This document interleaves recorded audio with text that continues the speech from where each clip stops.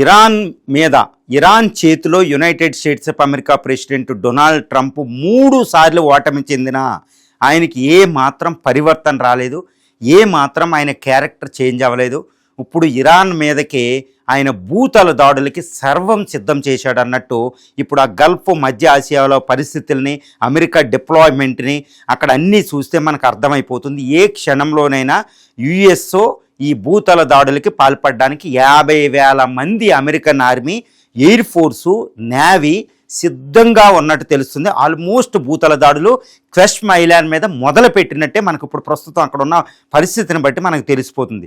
మరి ఎందుకు 3 సార్లు ఓడిపోవడం అంటే, గత 2025 జూన్లో 12 రోజుల యుద్ధంలో ఇరాన్ ఓడించలేకపోయాడు. తర్వాత ఫిబ్రవరి 28 నుంచి ఏప్రిల్ 8 వరకు 42 రోజుల పాటు యుద్ధంలో, భయంకరమైన యుద్ధంలోనే ఇరాన్ ఓడిపోలేదు, ఇరానే గెలవడం జరిగింది. హర్మూజ్ స్ట్రైట్ని కూడా ఆక్యుపై చేసుకోవడమే దానికి ఎవిడెన్స్.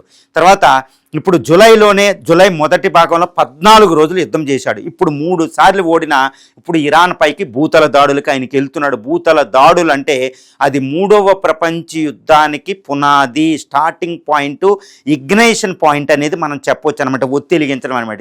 ఎందుకంటే ఇప్పుడు యుఎస్ భూతల దాడులకి ఎలా సర్వం సిద్ధం చేసుకుందో, మనం మొత్తం డిప్లాయ్మెంట్ ఎలా ఉందో మిడిల్ ఈస్ట్లో మనం చెప్పిన తర్వాత దాన్ని ఇరాన్ ఎలా కౌంటర్ చేయడానికి వెళుతుంది, ఇరాన్ బలాలు మనం చూసి మరి దీని పరిణామాలు ఎలా ఉంటాయో మనం చూద్దాం.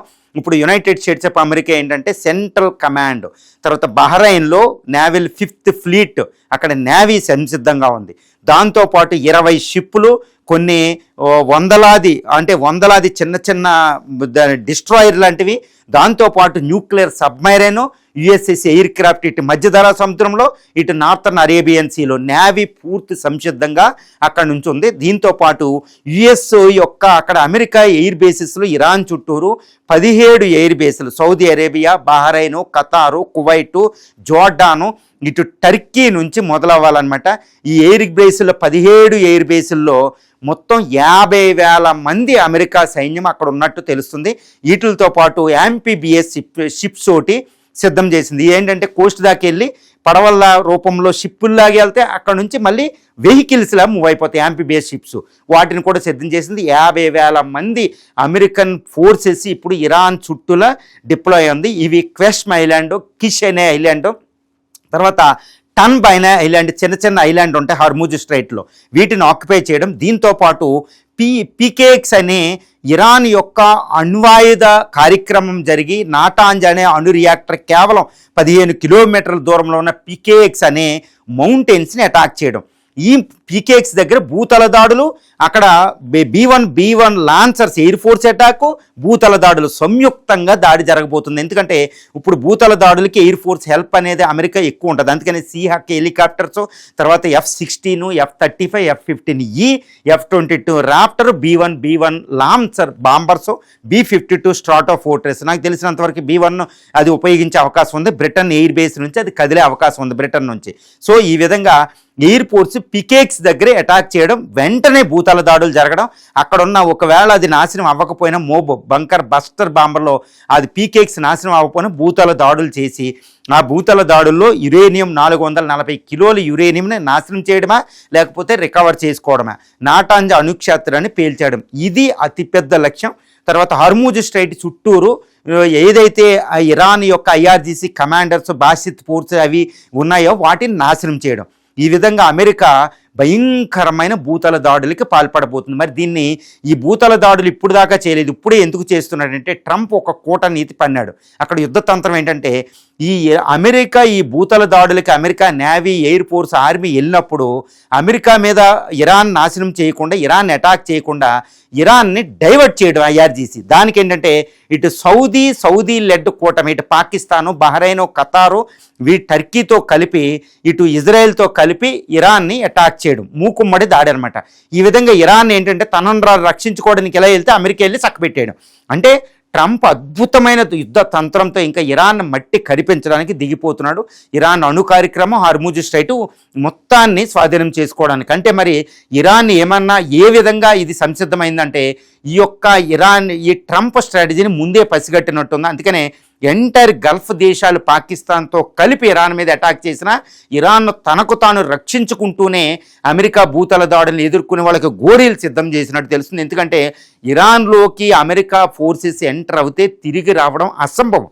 ఎందుకంటే ఈ యొక్క సౌత్ పార్ట్స్ ఈ గల్ఫ్ కోస్ట్లోను తర్వాత జాగ్రోస్ మౌంటైన్స్లోకి ఎంటర్ అయ్యి అంత అంటే చాలా ఘోరంగా చాలా ర్యాంపెంట్ మౌంటైన్ సిస్టంలోకి అడవుల్లోకి ఎడారిలోకి ఇరాన్ అమెరికా ఫోర్సెస్ ఎంటర్ అవుతే వాళ్ళని ఈ ఐఆర్జీసీ గెరిల్లా ఫోర్స్, ఎందుకంటే ఇరాన్ ఏం తక్కువ కదండి, 6.5 లక్షల మంది ఇరాన్ సైన్యం ఉంది, 1.5 లక్షల ఐఆర్జీసీ ఫోర్సెస్, వాళ్ళు గెరిల్లా వార్ఫేర్లో ఆరితేరుతారు. కాబట్టి ల్యాండ్ మైన్స్ అయ్యి పెట్టి సిద్ధంగా ఉంది. కాబట్టి అమెరికన్ ఫోర్సెస్ గోరీలు సిద్ధం చేశారు. తర్వాత ఈ గల్ఫ్ కంట్రీస్ అన్నీ అటాక్ చేసిన ఇరాన్ మౌంటైన్స్ని వాళ్ళు చేసేది ఏమీ లేదు. దీనికి తగ్గట్టు ఇరాను రష్యా చైనా హెల్ప్ తీసుకుంటుంది. ఇప్పుడు రష్యాకి ఇప్పుడు TU-214 లాంటి ఒక డూమ్స్డే ఫ్లైట్ అక్కడ దిగింది. దాన్ని కమాండ్ అండ్ కంట్రోల్ చేస్తుంది.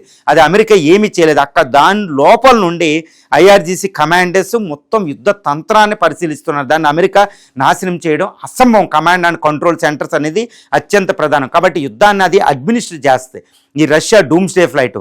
చైనా ఇప్పటికే 400 మాన్పాడు ఈ స్టింజర్ మిసైల్ భుజం మీద పెట్టుకునే మిసైల్స్ ఇచ్చినట్టు తెలుస్తుంది. Air defence system HQ-9.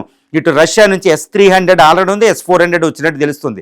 కాబట్టి అమెరికా ఈ గల్ఫ్ కంట్రీస్ యుద్ధ విమానాలను ఎక్కడికక్కడ కూల్చి ఏర్పాటు వాళ్ళు చేసుకున్నారు. కాబట్టి ఇరాన్ ఈ గల్ఫ్ కంట్రీస్లో అమెరికా ఈ భూతాల దాడులు చేసిన అమెరికాకి రక్తపాతమే తప్పితే ఇరాన్లో పూర్తి లక్ష్యాలు సాధించడం అనేది అమెరికాకి అసంభవం అనేది మనం చెప్పుకోవచ్చు. కానీ ఒకవేళ భూతల దాడులే జరిగిపోతే మరి ఏంటి అంటే ఇక ఇరాన్ ఏంటంటే తన యొక్క ఎక్స్ప్లోజివ్ స్టేట్ని చూపిస్తారనమాట. అంటే గల్ఫ్లో ఉన్న ఇన్ఫ్రాస్ట్రక్చర్ అంతా ఆయిల్ రిఫైనరీలు అన్నిటినీ అది పేల్చేస్తారనమాట. ఇంకా మొత్తం అది ఓపెన్గా. తర్వాత కువైట్, ఇటు బహ్రైన్, ఖతార్ల మీద భూతల దాడులకి అది పాల్పడే అవకాశం ఉంది. మరి దాన్ని నిరోధించడం ఎవరికైనా సాధ్యమవుద్దండి?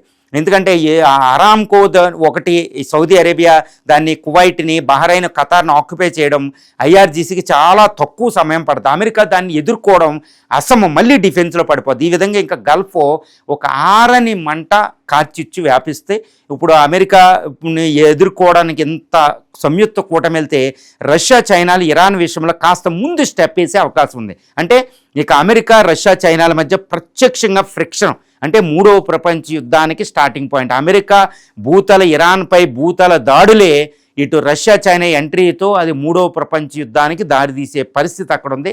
అత్యంత దారుణంగా ఈ పరిస్థితిని మనం చూసుకోవచ్చు. కాబట్టి ట్రంప్ భూతల దాడులకి వెళ్ళకూడదన్నట్టే ఇప్పుడు US కాంగ్రెస్లో మళ్ళీ డెమోక్రాట్స్ ఒక తీర్మానం చేశారు. కానీ అది వీగిపోయింది. అంటే ఇప్పుడు అమెరికా అధ్యక్షుడు ఫుల్ పవర్స్, $95 బిలియన్ డిఫెన్స్ బడ్జెట్తో ఆయన విర్రవీగుతున్నారు, ఆయన వెళుతున్నారు. మరి ఇరాన్ దాన్ని ఎలా తట్టుకుంటుందో మనం చూడాలి. ఇప్పుడు భూతల దాడులు ప్రస్తుతం స్టార్ట్ అయినట్టే మనం చెప్పుకోవచ్చు గల్ఫ్ రీజన్లో.